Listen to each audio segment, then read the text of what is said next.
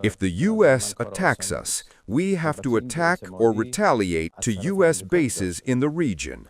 And unfortunately, U.S. bases are spread all over the region.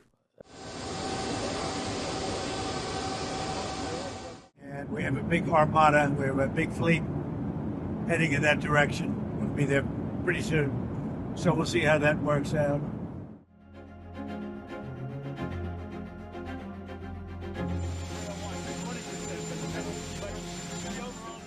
The Americans betrayed diplomacy in the previous round, and this time, if we are to return again to the negotiating table, they must create trust.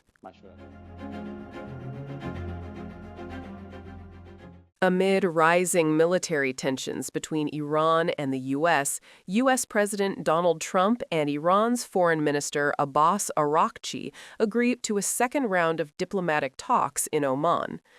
As a whole, I can say it was a good start, but whether we can continue this depends on consultations in the capitals and decisions to be made there.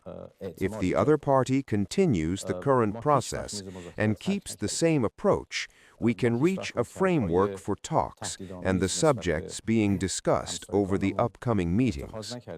I don't want to judge now, but I think it was a good start and can continue well, but that depends on the other side and also on the decisions to be made in Tehran.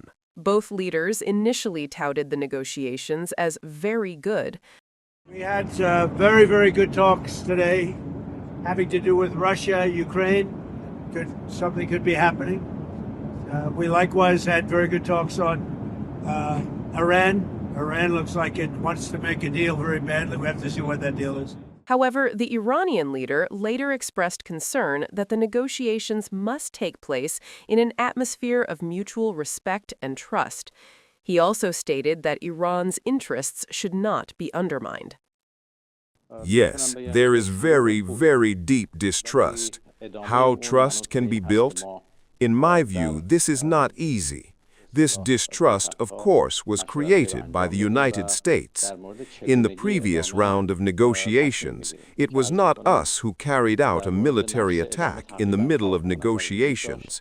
In fact, the first bomb that was fired at us was fired at the negotiating table. We have always been ready for diplomacy, but diplomacy that guarantees Iran's interests is conducted from an equal position and is based on respect.